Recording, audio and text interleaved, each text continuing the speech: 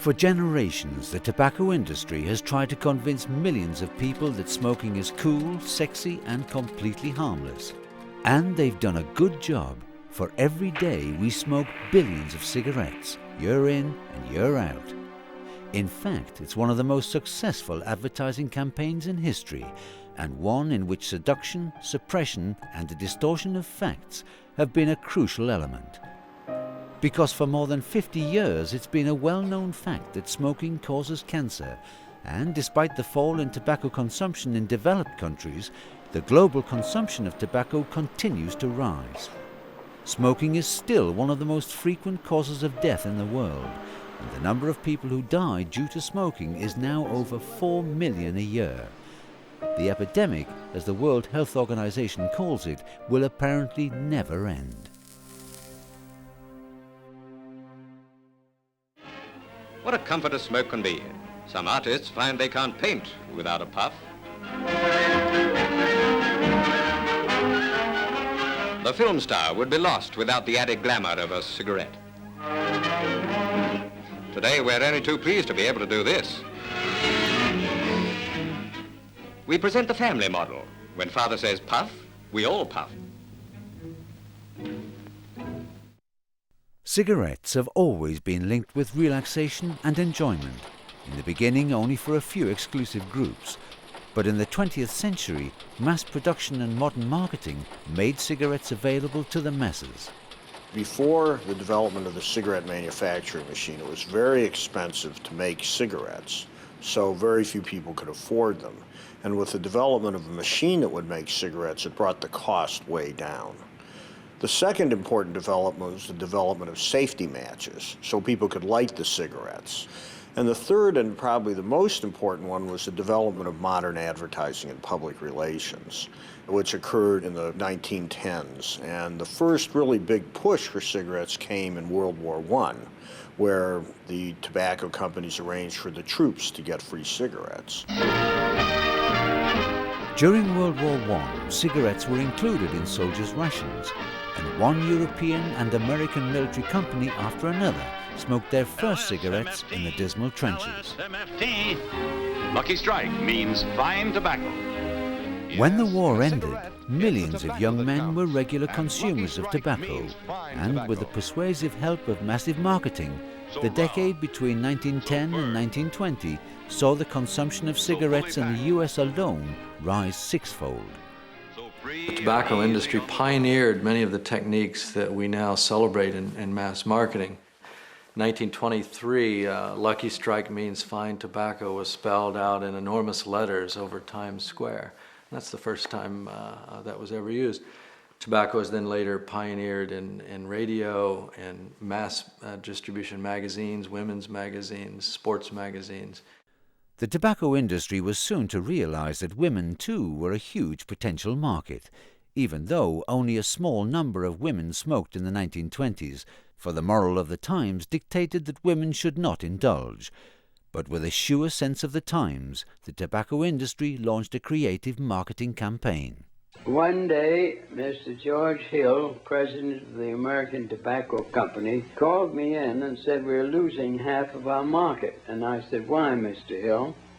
He said, "There's a taboo by men that does not permit women to smoke. What can we do about breaking down that taboo?" Advertising agent Edward Bernays contacted some female acquaintances and convinced them to march in the Easter parade, smoking what he launched as torches of freedom.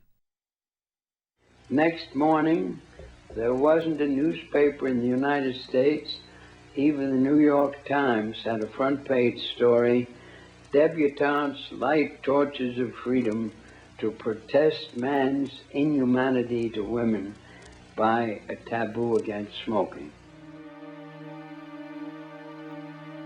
The tobacco industry's advertisements appealed to many types of women: the sporty type, the racy type, and the woman with weight problems.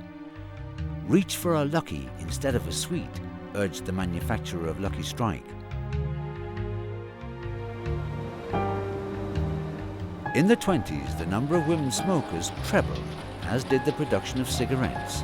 The biggest breakthrough of the century for the cigarette industry, however, came during World War II. The Overseas League organized a tobacco fund quite early in the war to provide smokes for the services, and the first donor was His Majesty the King. Immediate help came from all over the world, particularly from the United States.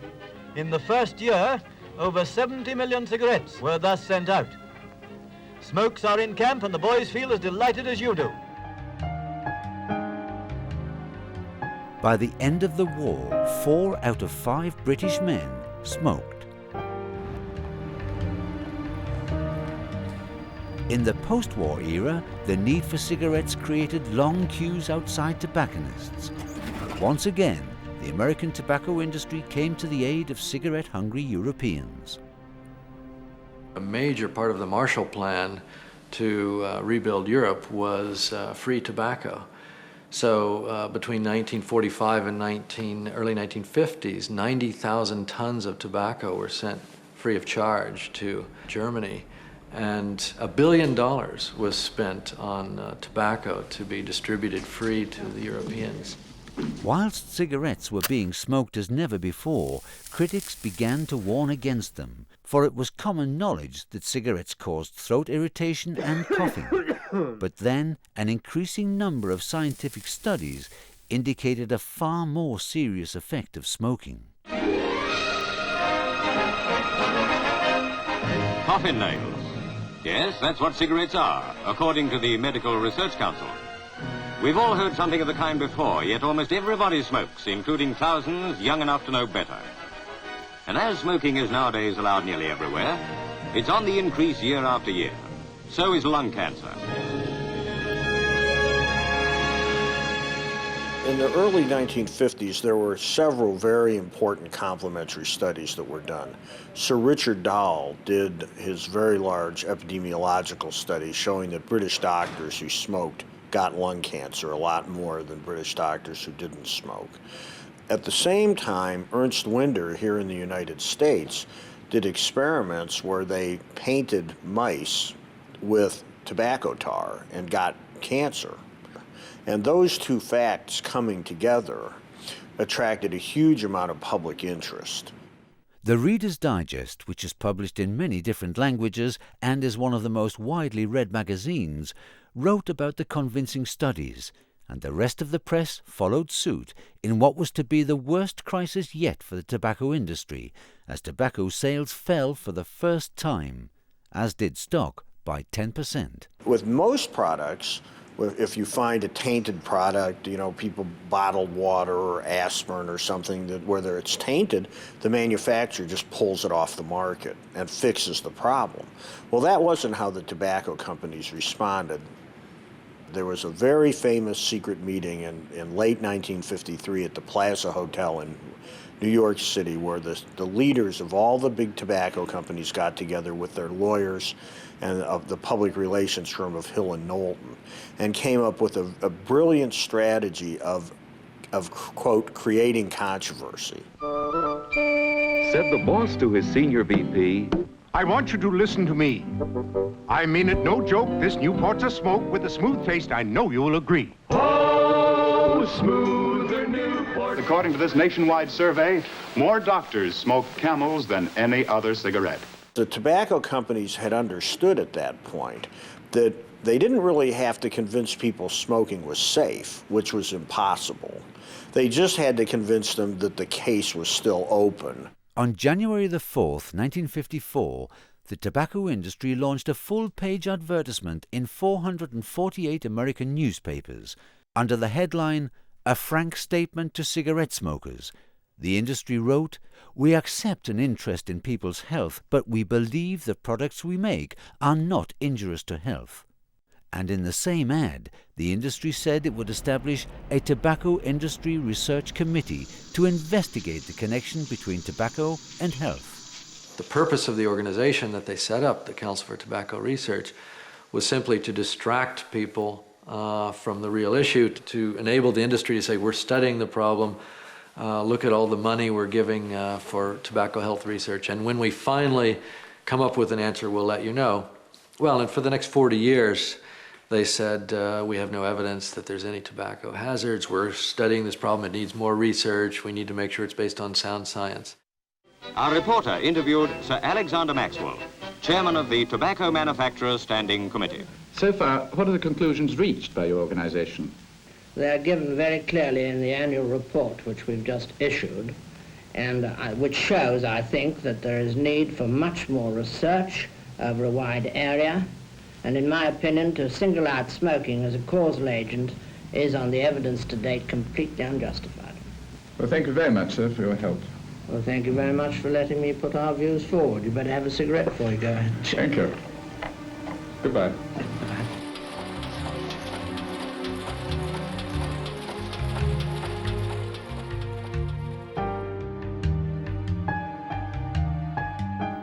Doubt became a permanent ally of the tobacco industry, and after a short decline in cigarette sales, most people continued smoking as if nothing had happened. Almost 10 years passed before the US Surgeon General unequivocally stated the dangers of smoking in an extensive report published in 1964 on smoking and its consequences. In view of the continuing and mounting evidence from many sources, it is the judgment of the committee that cigarette smoking contributes substantially to mortality from certain specific diseases and to the overall death rate. Due to the report, the tobacco industry was now required to warn consumers of the dangers of tobacco. Since 1965, every packet of cigarettes in the US must state, "Smoking can be hazardous to your health." However, one question which becomes very significant later was answered by the Surgeon General in carefully chosen phrases. One of the conclusions was that nicotine and smoking weren't addictive, they were just habits. Well, it turns out that the tobacco companies had already well established a couple of years earlier that nicotine was an addictive drug. There's a very famous memorandum from Addison Yeaman, who was the head lawyer at Brown & Williamson Tobacco, saying we're in the business of selling nicotine, an addictive drug. And all of this research on nicotine addiction, which the tobacco companies had secretly done, was all withheld from the Surgeon General's committee. For the tobacco industry, the amount of nicotine in cigarettes was the key to continuing sales. They realized that if its content was diminished, people would be less addicted and eventually quit. So in all secrecy, the American firm Philip Morris developed a technique which intensified the effect of nicotine.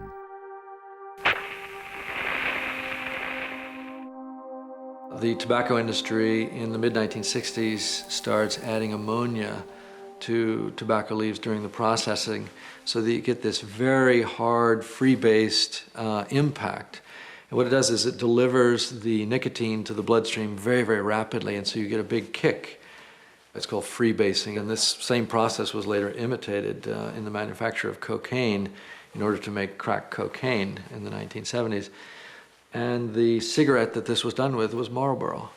Come to where the flavor is. Come to Marlboro country.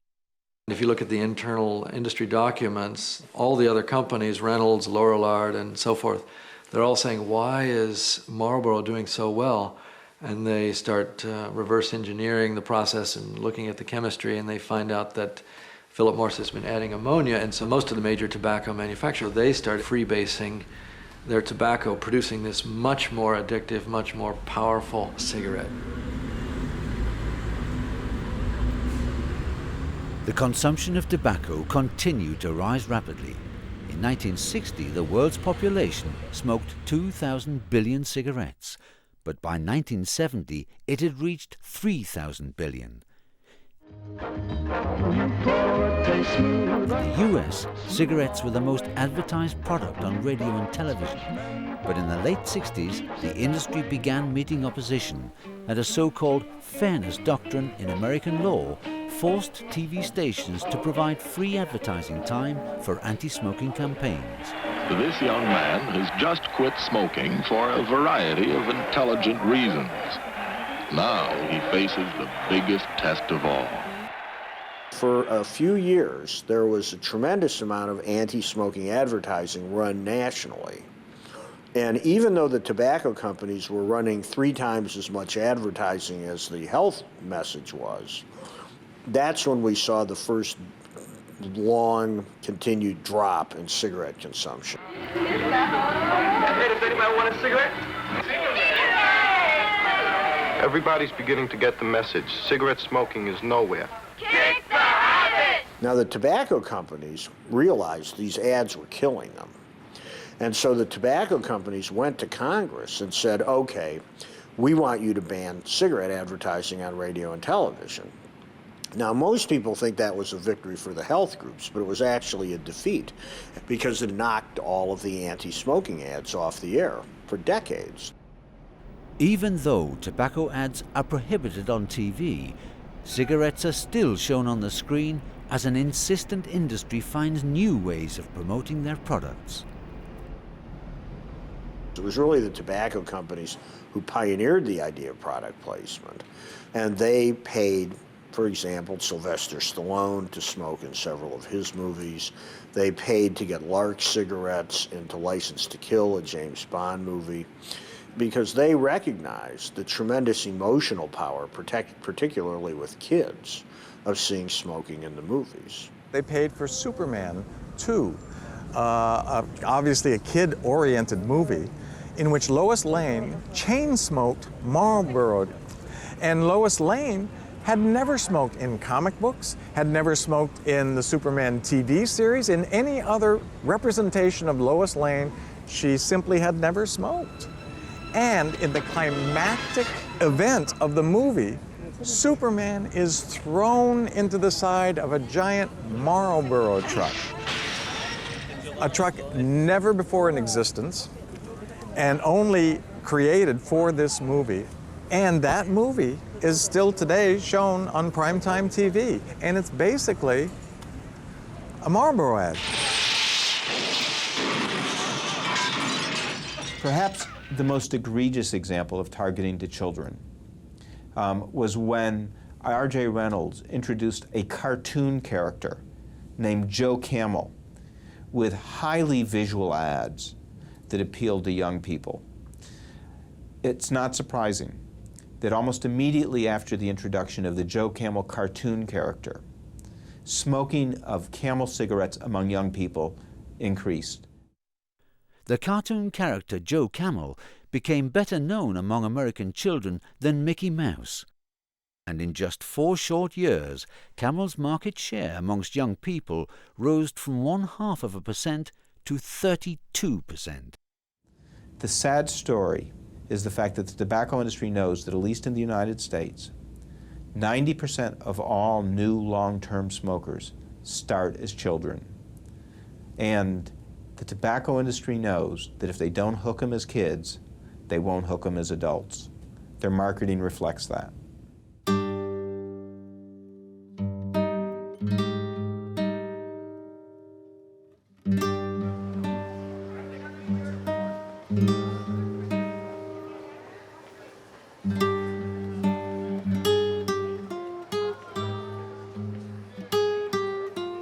The global consumption of tobacco continued to rise, but a groundbreaking study in Japan on the correlation between secondhand smoke and lung cancer was soon to set a whole new agenda. A major turning point took place in 1981 when Takeshi Hariyama in Japan published a study in the British Medical Journal saying non-smoking women married to men who smoke had a higher risk of lung cancer than non-smoking women married to non-smoking men.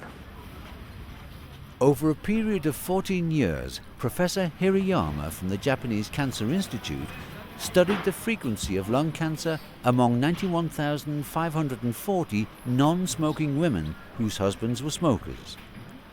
This extensive study showed that these women had more than twice the risk of contracting lung cancer than women who lived with non-smokers. The tobacco industry responds to this with a massive campaign saying the science is no good. They set up the Center for Indoor Air Research to thwart these claims.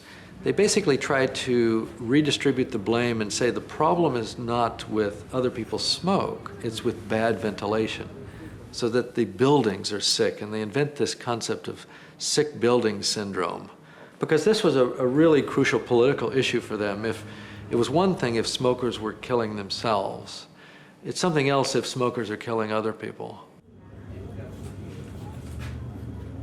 The proof that secondhand smoke can cause lung cancer gave rise to a strong anti-smoking movement in California.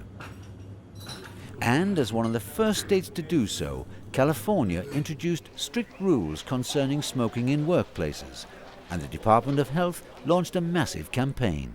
We had people in the health department, a fellow in particular named Dilip Ball, who was a visionary and who said, you know, I'm not just going to tell people, this is in 1988, 89, I'm not just going to tell people that smoking is bad, I want to tell them that it's the cigarette companies that are bad. Gentlemen, the tobacco industry has a very serious multi-billion-dollar problem.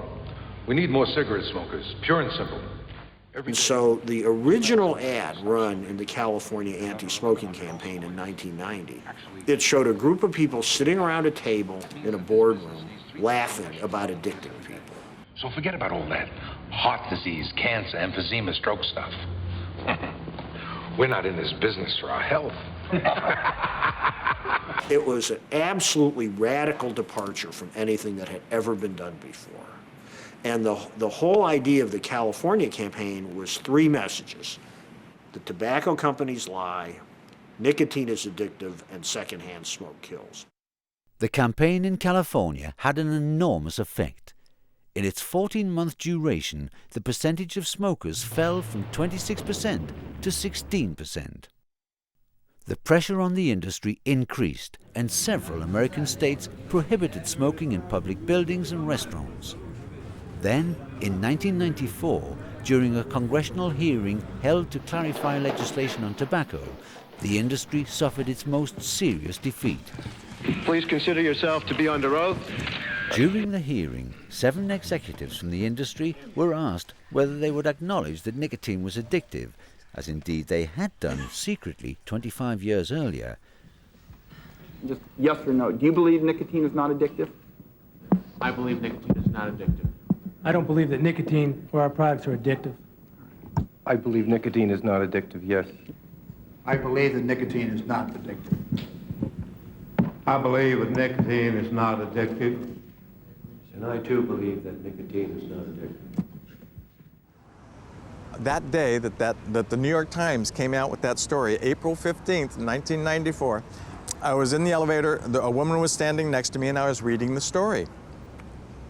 And she suddenly burst out and said, "That is such a lie. It is. I'm a smoker," she said, "and I know it is so addicting." We call them the 7 dwarfs. The 7 tobacco executives all got up there and said nicotine is not addictive. Please consider yourself to be under oath.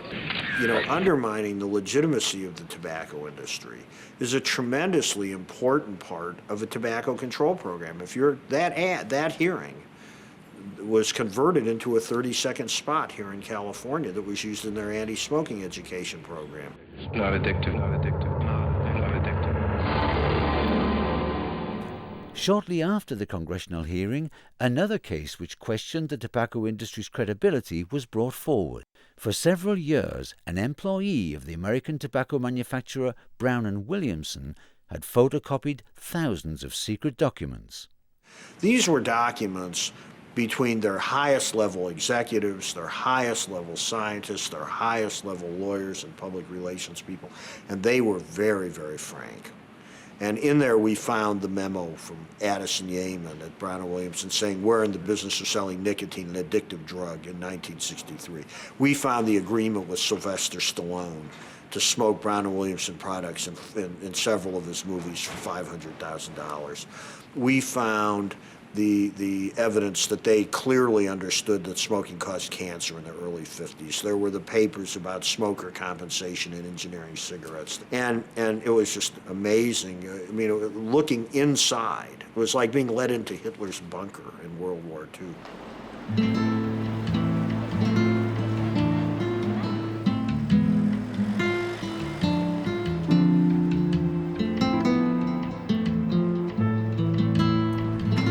More than anything, the exposure of the tobacco industry's secret knowledge contributed to making restrictions more stringent.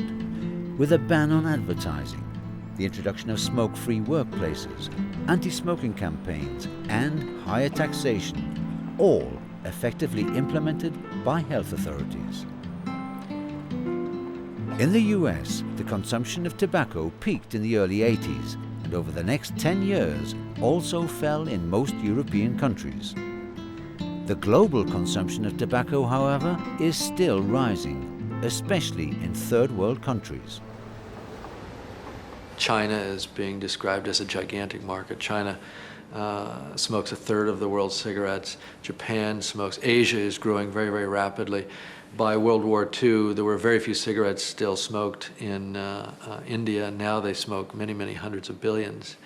So the recognition is that there are going to be markets outside the developed world, and Africa, Eastern Europe, Asia, these are all markets the industry is heading for very, very hard. After the demise of the Iron Curtain, Eastern Europe offered an attractive market for the tobacco industry, where aggressive marketing especially appeals to young Eastern Europeans. After Marlboros were launched in the Czech Republic, the number of 15 to 16-year-old smokers increased by 40%. The global consumption of tobacco is still on the increase, just as is the number of those contracting the tobacco-related diseases which kill more than 4 million people every year. It is an epidemic because there is no doubt nowadays that tobacco consumption is the leading cause of preventable death and is the second cause of death worldwide. And as long as it is still expanding, this is an epidemic.